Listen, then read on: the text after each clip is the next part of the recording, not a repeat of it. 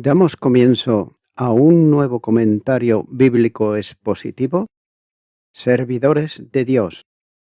Quien te habla es Manuel Cornejo. En esta ocasión estaré compartiendo en el Evangelio de Mateo, capítulo 8 y versículo 26, donde dice: Él le dijo: ¿Por qué teméis, hombre de poca fe? Entonces, levantándose, reprendió a los vientos y al mar, y se hizo grande bonanza. A la petición de los discípulos, el Señor respondió con una pregunta personal, cuando le dijo: ¿Por qué estáis atemorizados? Singularmente, había razón para estarlo, ya que el temporal era de tal dimensión que la barca se anegaba. Las fuerzas de marineros expertos no eran capaces contra el turbión desatado. Note que había, desde el punto de vista humano, un riesgo grave.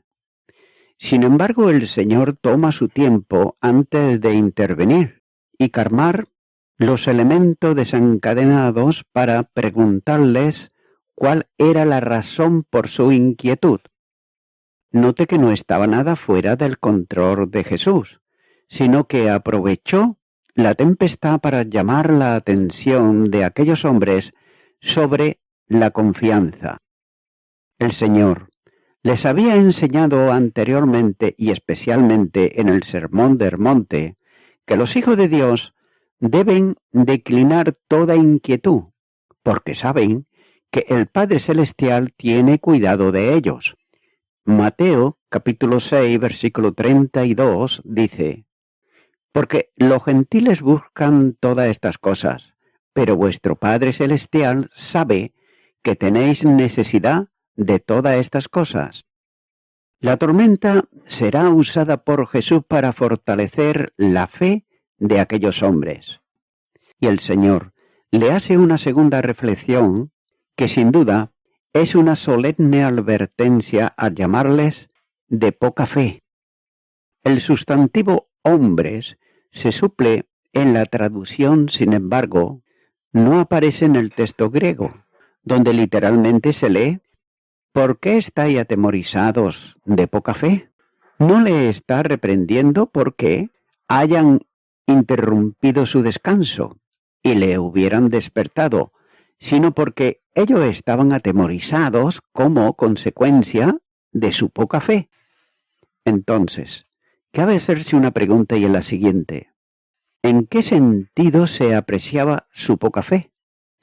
Pero note que la evidencia es bien sencilla. El Señor había determinado pasar al otro lado, literalmente mandó pasar. Lo que Él había determinado anteriormente, todos los milagros que había realizado, obedecían a su poder. Ellos habían sido testigos de curaciones asombrosas, incluso a distancia, como había ocurrido con el siervo del centurión.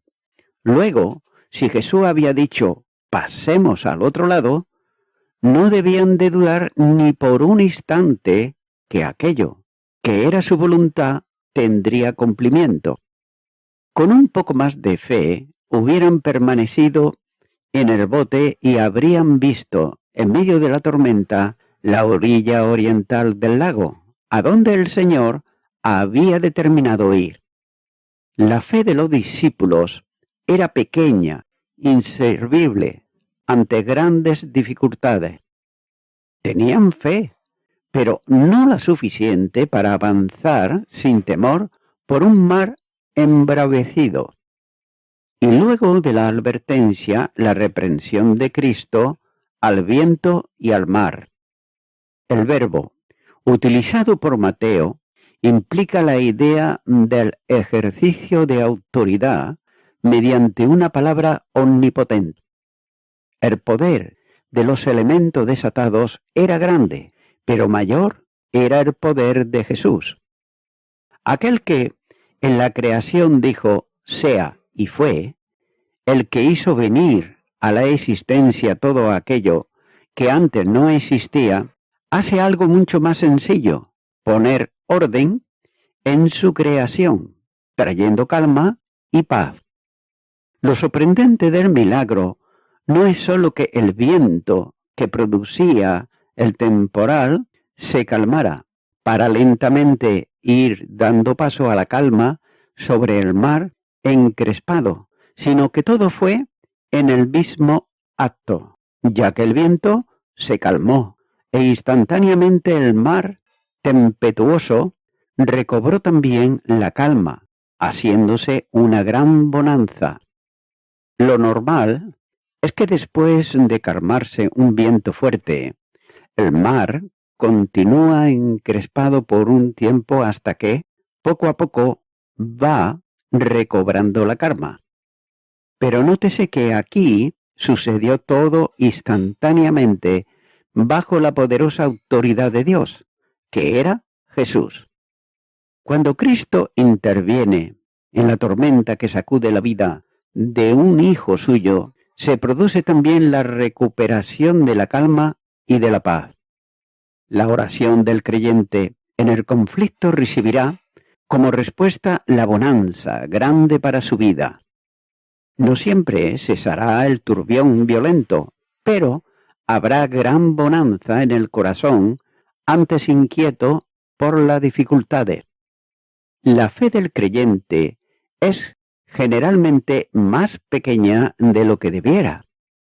En las dificultades se eleva el corazón a Dios, pidiendo ayuda, pero nunca se suele esperar una intervención inmediata y restauradora como ocurría con los discípulos en el mar. El cristiano también olvida lo que el apóstol Pablo enseña, que Dios es poderoso para hacer todas las cosas mucho más abundantemente de lo que pedimos o entendemos, según el poder que actúa en nosotros. Filipenses capítulo 3 y versículo 20. El mar agitado de la vida se hace calma profunda para quien pone su fe en Cristo. Y esto es una admirable realidad, ya que Dios mismo guarda en perfecta paz a aquel cuyo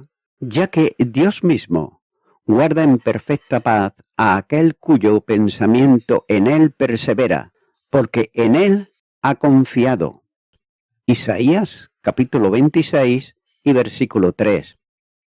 Continuar con el versículo 27, donde dice: Y los hombres se maravillaron, diciendo: ¿Qué hombre es este, que aun los vientos y el mar le obedecen? La obra potentosa de Jesús, que con la sola voz de autoridad de su palabra calmó la tempestad, llenó de asombro a los hombres. Y es por eso que ellos se dijeron: ¿Quién es este hombre? Para muchos se trata de los discípulos que estaban con Jesús en la barca. Para otros, sin embargo, se incluye también a todos aquellos que en barcas debieron de haber seguido al Señor y que se encontrarían como los discípulos con la tempestad. Y nótese que esto es una mera suposición, ya que por el contexto inmediato debe aplicarse a los discípulos. Es verdad que otros barcos habían zarpado con él que llevaba al Señor. Marcos capítulo 4 y versículo 36 dice: Y despidiendo a la multitud, le tomaron como estaba en la barca, y había también con él otras barcas. Pero note que nada se dice de si siguieron la travesía y retornaron al lugar de donde habían salido. Lo que sí es seguro es que el término hombres incluye a los discípulos y por tanto debe de ser considerado como cierto aquello que está explícitamente en el pasaje. Estos estaban asombrados y se preguntaban, refiriéndose al Señor: ¿de qué lugar o de dónde es este hombre?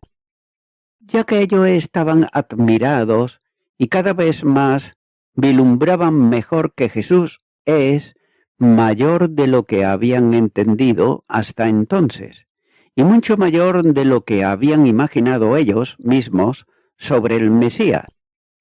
Los enemigos de Jesús llegarían a decir que echaba fuera los demonios por encantamiento, pero los encantamientos nada pueden con la naturaleza inanimada. De ahí que la pregunta sobre quién era o de dónde venía aquel hombre que hasta los vientos y el mar le obedecen.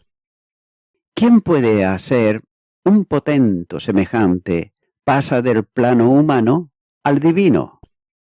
Solamente el Creador es capaz de un potento semejante. Aquellos hombres estaban ellos admirados porque aún eran incapaces de discernir la gloria de Dios manifestada en carne. Solo podía ser aquel de quien el salmista decía: «Oh Señor, Dios de los ejércitos, ¿quién como tú? Poderoso eres, Señor, y tu fidelidad te rodea. Tú tienes dominio sobre la braveza del mar. Cuando se levantan sus ondas, tú las sosiegas». Salmo 89, versículos 8 y 9. Aquellos hombres estaban ante la presencia del Señor que se había hecho cercano a los hombres en la admirable dimensión de una humanidad semejante a la nuestra. Poco a poco, ellos van entendiendo que Jesús es Emmanuel, Dios con nosotros. Continúo ahora con el versículo 28, donde dice: Cuando llegó a la otra orilla, a la tierra de los Gadarenos, vinieron a su encuentro dos endemoniados que salían de los sepulcros, feroces, en gran manera, tanto que nadie podía pasar por aquel camino. Mateo llama a la región a donde arribó Jesús y sus discípulos como la tierra de los Gadarenos, literalmente la región de Gadara. Hay diferente lectura en el pasaje paralelo de los evangelistas Marcos, en donde se lee Garasenos, Marcos capítulo 5, versículo 1, y Lucas, donde aparece Gegesenos, Lucas capítulo 8, versículo 26. La región donde Jesús desembarcó era un lugar con cuevas, que algunas se usaban para tumbas, situada en una colina escarpada que descendía hasta la orilla del mar. El lugar estaba situado en la orilla suroriental del lago de Galilea, en el lado opuesto de la ciudad de Galilea. Y la ciudad de Gadara posiblemente estaba situada a unos kilómetros de la orilla del lago, pero daba nombre a la región. Sin embargo, es muy difícil determinar el punto exacto donde desembarcó Jesús. Algunos eruditos suponen que Cristo debió de desembarcar unos kilómetros al norte de la localidad de Gamala, donde hay un precipicio cerca que cae al mar y en el que se encuentran algunas cuevas que pudieron servir de sepulcros. Mateo está hablando de dos endemoniados, mientras que Marcos y Lucas mencionan solo a uno. Y note que en cuanto que Jesús inició el camino hacia el interior desde el lugar donde desembarcó, salieron a su encuentro los dos endemoniados. Ahora bien, ¿hay alguna contradicción entre los relatos de los tres evangelistas? Sin duda que no la hay. Cada uno de los evangelistas describe aspectos que personalmente son destacables para él, ya que Marcos y Lucas prestan atención a uno de los dos endemoniados. En los relatos del segundo y tercero de los evangelios no se afirma que solo hubiese uno, simplemente se describe a uno de los dos a que se refiere Mateo. También pudiera ser que uno de ellos fuese el que se enfrentó más abiertamente y directamente con Jesús, Por tanto, ese fue del que hablan los otros dos sinópticos, ya que los dos endemoniados tenían su habitación en las cuevas del lugar, que, como se ha dicho anteriormente, eran utilizadas para sepulturas. El lugar en que habitaban era el más propicio para la degradación personal, alejado del contacto con las gentes, en un ambiente hostil y solitario, los que le hacían aún más temibles a las personas, como consecuencia del lugar en que ellos vivían. La segunda característica que Mateo da de los dos endemoniados era de la ferocidad extrema, no sólo irreductible por las dos personas, sino también dañinos con ellas. Debían de tener atemorizada la región de tal manera que nadie utilizaba aquel camino. Los dos hombres estaban controlados por una legión de demonios. Marcos, capítulo 5, versículo 9, dice: y le preguntó: ¿cómo te llamas? Y le respondió diciendo: Legión, me llamo porque somos muchos. Esto hizo que establecieran su conducta, controlando sus mentes y generando las intenciones perversas que, sin duda, tenían. El odio contra el resto de las personas era una de las manifestaciones que los demonios producían en ellos. Note que en lugar de mansedumbre, de carácter, había violencia desencadenada. La actividad de los demonios está muy detallada en la Escritura, ya que se oponen a los propósitos de Dios. El libro de Daniel, capítulo 10, versículo 10, dice: y he aquí, una mano me tocó e hizo que me pusiese sobre mis rodillas y sobre la palma de mis manos, y también afligen a los hombres, ya que tienen poder para causar mudez. Mateo capítulo 9, los versículos 32 y 33 dice: mientras salían ellos, he aquí, le trajeron un mudo endemoniado, y echado fuera el demonio, el mudo habló, y la gente se maravillaba y decía: nunca se ha visto cosa semejante en Israel. Para desequilibrar mentalmente y producir locura, como es el caso de estos dos hombres. Aquí se trata además de una posesión diabólica que debe distinguirse del control diabólico, ya que la posesión es la obra que los demonios hacen entrando en una persona y controlándola. El primer paso consiste en entrar en el cuerpo de una persona. Mateo, capítulo 12 y los versículos 43 al 45 dice: cuando el espíritu inmundo sale del hombre, anda por lugares secos, buscando reposo, y no lo halla. Entonces dice: volveré a mi casa de donde salí. Y cuando llega, la halla desocupada, barrida y adornada. Entonces va y toma consigo otros 7 espíritus peores que él, y entrados moran allí. Y el postrer estado de aquel hombre viene a ser peor que el primero. Así también acontecerá a esta mala generación. En segundo lugar, utilizan el cuerpo poseído para expresar una manifestación visible de su poder. Mateo capítulo 8 y versículo 16 dice: y cuando llegó la noche trajeron a él muchos endemoniados, y con la palabra echó fuera a los demonios y sanó a todos los enfermos. Finalmente, conducen a la degradación de la persona poseída.